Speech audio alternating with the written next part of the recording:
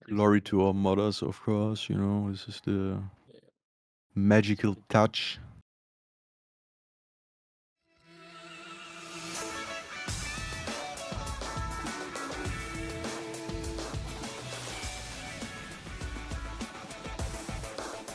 Tonight, I smuggle guns to Qatar. Richard joins Polish mercenaries in Liberia. And James attempts to coup the North Korean government.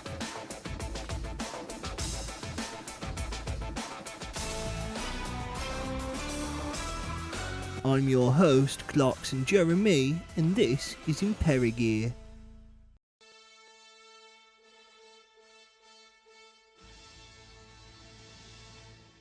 The Democratic People's Republic of Korea. We've had some tough times since the death of our supreme leader, Kim Il-sung, but with the wise leadership of our dear leader, Kim Jong-il, and the mighty power of Juche, as well as a little bit of international aid, we will rebuild and finally complete our arduous march. The year is 2000. The new millennium is upon us, and with it, a new era for North Korea. The Mount Pictou bloodline reigns strong. Kim Jong-il's sons, Jong-un and Jong-nam, are in China, Jong-nam enjoying the luxuries in Macau, whereas Jong-un has decided he wishes to study further on the systems of socialism and how they are practiced in China. But first, our glorious leader has decided it's best to invite the South to talks in regard to their new sunshine policy and our own beliefs on a unified Korea. We can only hope that the capitalists in the South truly wish for peace in the peninsula.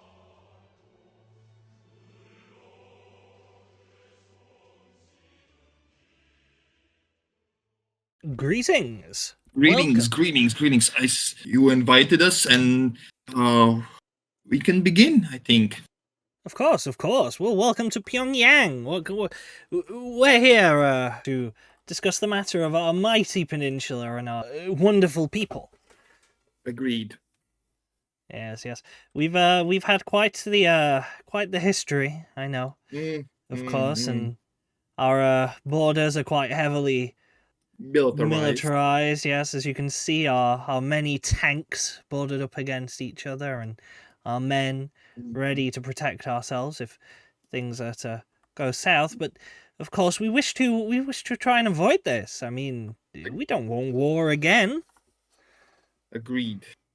On a proposal, I have somewhat thought of possibly a reduction of military forces from both sides to possibly ease and overall, how do I say this? Both of our states should lower their arms production and try to do things with words and investments and help to bring us closer.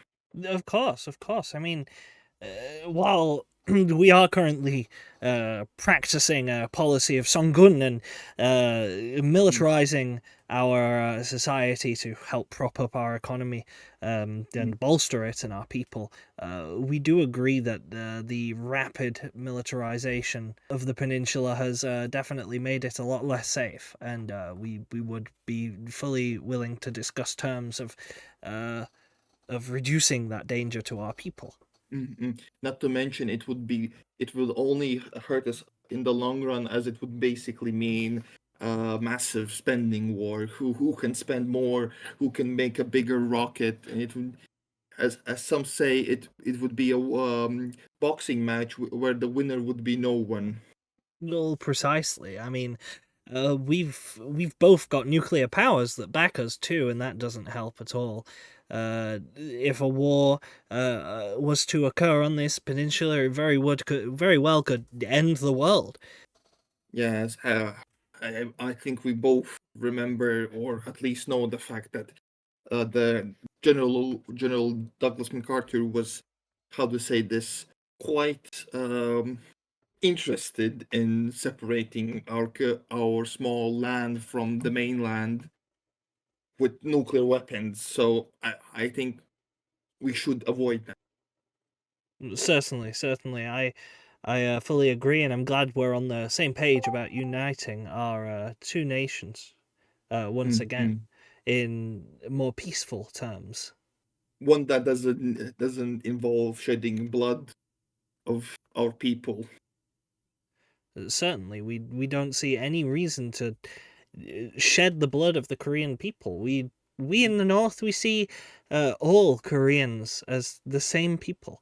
We do not call our people the North Koreans. We call them Koreans, as I am sure you do to your own.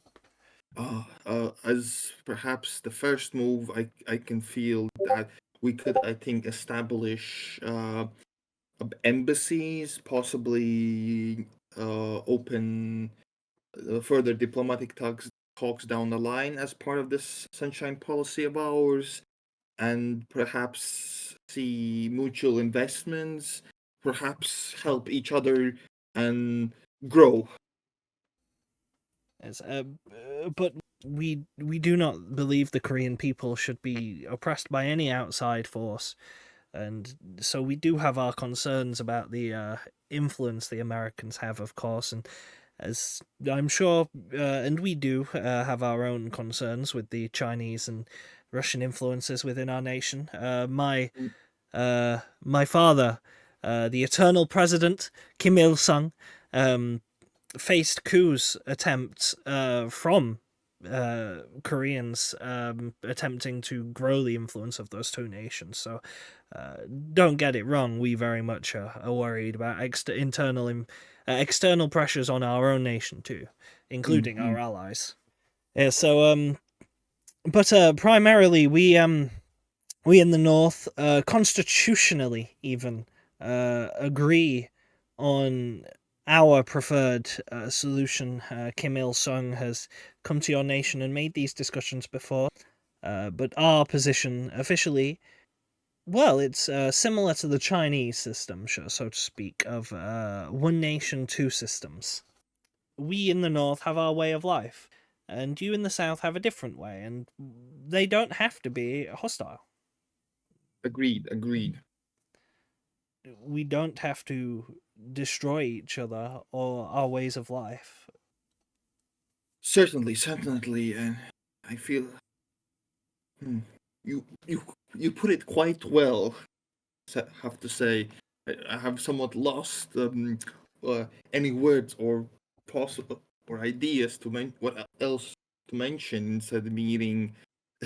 Quite, you have quite sub, uh, charmed me. I have to say. Phew. What else? As South, I think most of has been mentioned. I think we can perhaps make it. We do a meeting like this, perhaps 1 or 2 years later on, and perhaps further speak about in the involvement of foreign actors. For me, it being USA, and for you being the Russians and the Chinese, to see how we can somewhat remove the influence of said powers and cooperate in towards uniting Korean ideals and thought. Of course, of course. We definitely agree with that.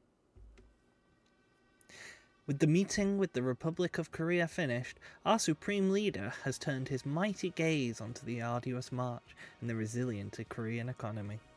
While it's certainly having its troubles, it's nothing that the Eternal Marshal can't handle.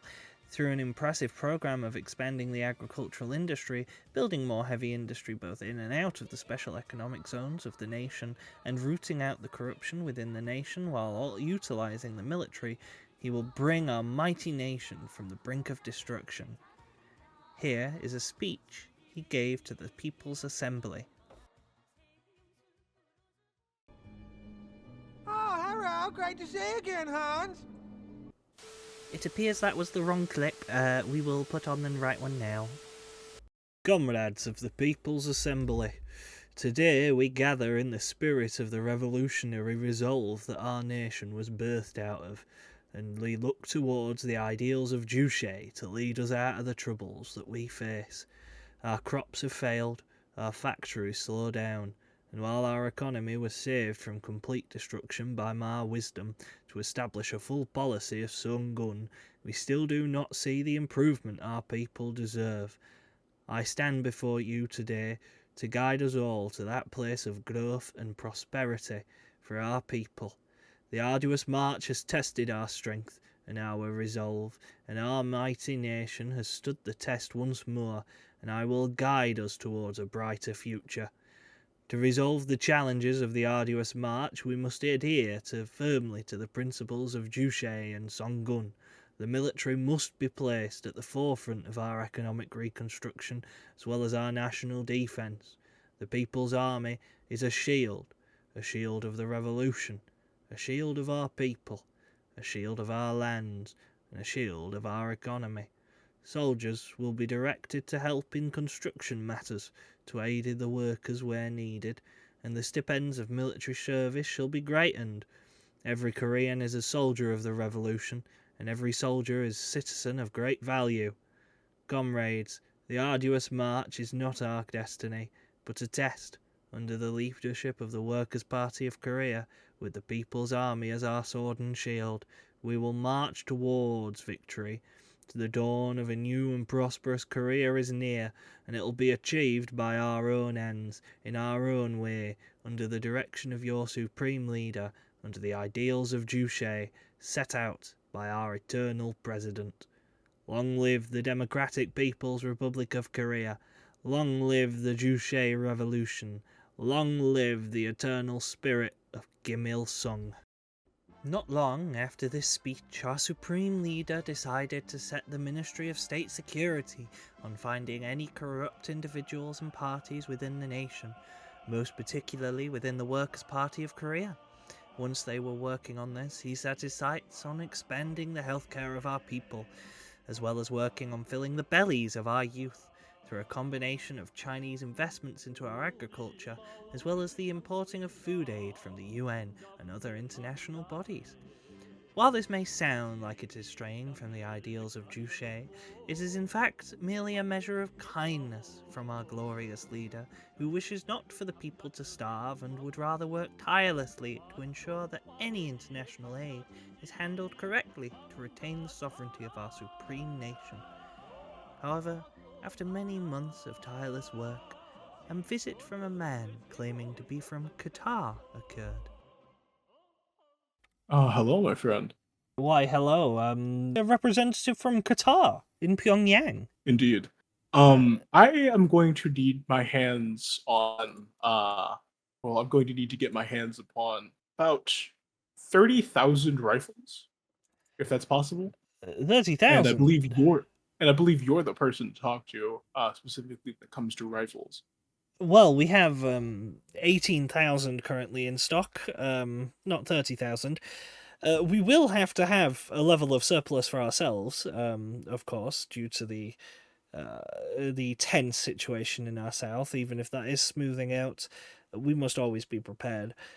But we are willing to sell a percentage of these rifles to Qatar if you are wishing to buy. Indeed. We're going to need, well, if you're only willing to sell a portion, then 10,000 will work perfectly fine. And, however, we're going to need perfect secrecy when it comes to this. And we need you to not, blab to anyone, yes? Oh, well, you know us, secrecy and black market deals, that's kind of our thing. So, yes, of course, we can keep this perfectly under wraps. Indeed. Now, what's your price? Yes, 5 billion would do. That would last us 2 weeks on our deficit currently, so that'd be perfect. Sure. Would you like it through bonds, or would you like it strictly through transferring funds? If you transfer it through funds, we can send it through a couple of our illicit accounts, and it can get here untraced. Whereas if you buy bonds, that'll be very clear, and somebody might ask questions. Yeah, understandable. Yeah. Do you have a person that we're going to send this through in the first place, or would you simply like it for me to send it directly to you?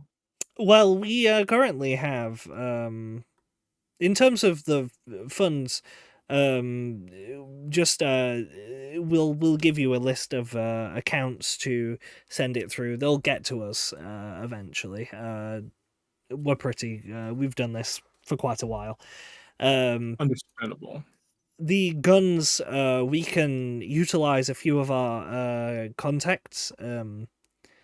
I won't say too much, but we do have a contact that actually has companies based in some bordering nations of yours. So we will be able to potentially get them shipped through there. Indeed. He's a Pakistani gentleman. I'm not sure if you know him, but he's yes, he should be able to help. I've yet to make contact, but I plan on it. Well, So he I isn't should. a member of the government. Don't worry about that. It's not a threat of that.